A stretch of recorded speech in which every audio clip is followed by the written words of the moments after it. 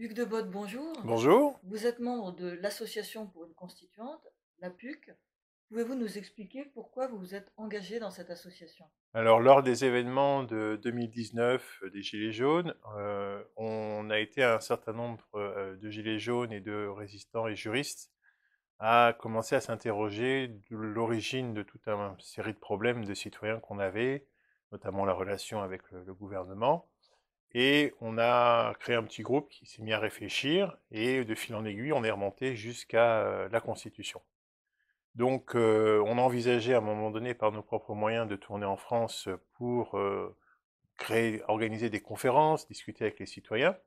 Et puis, de mon côté, moi, j'ai lancé des bouteilles à la mer de tout ce qui était constitution, constituante, et je l'ai envoyé à la PUC sur le site internet, et André Bellon a répondu. Donc, c'est comme ça qu'on a commencé à se rencontrer et à se mettre d'accord de la façon dont on pourrait coopérer. Je m'aperçois que qu'en t'interrogeant, Hugues, j'ai utilisé le vouvoiement par réflexe professionnel. Enfin, on se connaît bien, donc je vais Bah oui, reprendre oui. le tutoiement. Donc pour l'APUC, l'Association pour une constituante, tu effectues des tournées en France pour créer des cercles locaux. Comment ça se passe? Qu'est-ce que les gens te disent? Comment tu es accueilli? Alors avec la motivation que, bien qu'ayant étant juriste et ayant été dans les médias et dans la relation avec les citoyens pendant des années, j'avais jamais vu cette histoire de constitution. J'étais même très mauvais en droit constitutionnel à l'université de droit. Maintenant, je me suis rattrapé, grâce à la PUC d'ailleurs. Et avec cette conviction qu'effectivement, tant qu'on ne récréera pas les règles qui sont défavorables aux citoyens, on ne pourra pas débloquer la situation.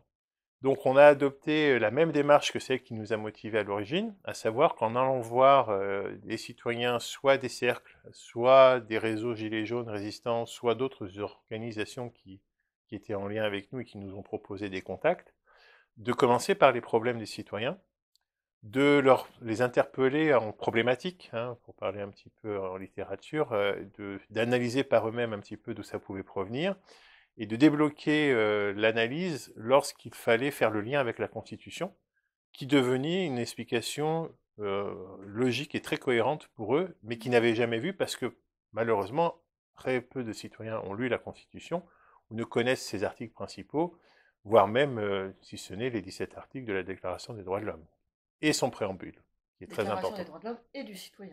Bah, quand on leur rappelle le préambule, enfin une partie du préambule qui dit grosso modo l'ignorance, l'oubli ou le mépris des droits fondamentaux sont les seules causes des malheurs publics et de la corruption des gouvernements, alors là, ça leur fait tilt tout de suite, et ils comprennent que connaître les textes et les lois ou les décrets, les lire qui ne sont pas si compliqués que la légende voudrait le faire se croire, eh bien, ça leur permet de mieux comprendre qu'il faut qu'ils se prennent en main et qu'ils puissent avancer avec tout ça. Voilà. Donc voilà, on a tourné sur 2 fois l'Occitanie, une fois la Bretagne et une autre fois en coup de vent en Bretagne, dans le Grand Est, et puis il y a d'autres régions où on va aller se balader, rencontrer les citoyens sous forme de rencontres citoyennes, pour en vue de déclencher les cahiers d'exigences, ces nouvelles exigences pour la nouvelle constitution à venir, et créer, organiser des états généraux qui fassent un petit peu le bilan et en même temps qui expliquent un petit peu cette démarche de façon plus collective. Voilà. Élire une constituante, ça ne paraît pas un peu théorique pour les citoyens qui ont tellement de problèmes? Bah, la constituante, le terme en lui-même est très peu connu, voire pas du tout. Par contre, expliquer le mécanisme de comment on arrive à élire une constituante, quels ont été les moments dans l'histoire, hein, on a fait un récapitulatif historique des différents moments constituants. Alors, nous, on avait vu 7, mais il paraît qu'il y en a 11, mais en gros, ça s'est produit plusieurs fois. En plus, on a le bel exemple en ce moment du Chili qui montre vraiment la voie.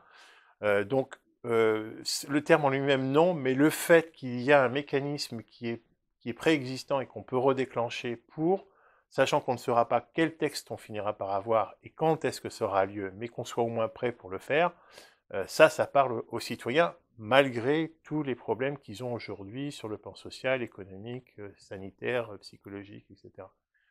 Voilà, c'est histoire d'avoir un coup d'avance, pour une fois. Voilà, tu dis souvent que c'est armer. Armer les citoyens dès à présent, parce qu'en fait, la Constitution a été, sauf en 92-93, 1792-93, bien sûr, pas Maastricht. Elle a été écrite, préparée essentiellement par des élites, voire des experts nommés, même pas élus, et qui ont fait leur tambouille dans leur coin. Le plus parlant, c'est ce qui s'est passé en 58 avec le comité autour de Michel Debré, où les citoyens n'ont plus qu'à voter un référendum sur un texte où ils n'ont pas pu bouger une seule ligne. Et ça, c'est pas possible. Si tu devais résumer l'intérêt, l'argument majeur pour que les citoyens rejoignent l'association pour une constituante, tu dirais quoi? Bah, dès lors qu'ils sont convaincus qu'il faut se préparer à la prochaine rédaction de la Constitution et qu'on ne se fasse pas voler une fois de plus celle-ci, qu'on fasse mieux que 1792-93 avec plein de petits comités partout et que tout le monde s'y mette, bah, il faut rejoindre la PUC, hein, tout simplement. C'est le meilleur moyen d'être dans le bain et d'avoir une éducation populaire. Je témoigne, hein. J'étais mauvais en droit constitutionnel, maintenant je commence, je pense, à pas mal maîtriser les choses. Et surtout, dans la première des toutes des démarches, c'est d'apprendre et prendre le temps de lire la Constitution, car quand on prend le temps de la lire, on a de grosses surprises sur les explications.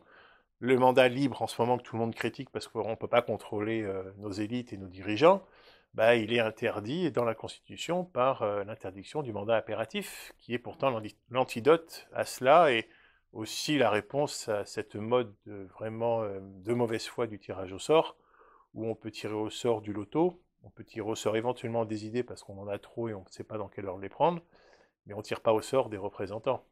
Ça, c'est mon ma petite pique Ouais, personnelle. ou alors c'est plus des représentants.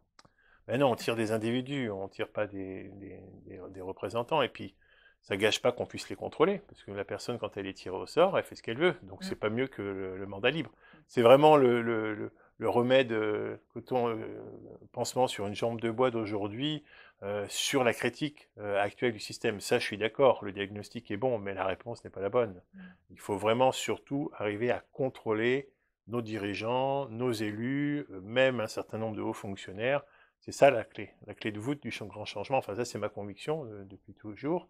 Mais c'est un sentiment qui est en train de grandir dans la population. On le voit hein, avec le gouvernement qui fait tout et n'importe quoi et qu'on ne peut pas stopper, voire même qui ne connaît plus la Constitution du tout. C'est un drame. Donc, si on veut arrêter tout ça, le moment venu, quand ça se produira, il faut qu'on soit prêt et qu'on ait, nous, citoyens, cette fois-ci, un coup d'avance sur ceux qui dirigent.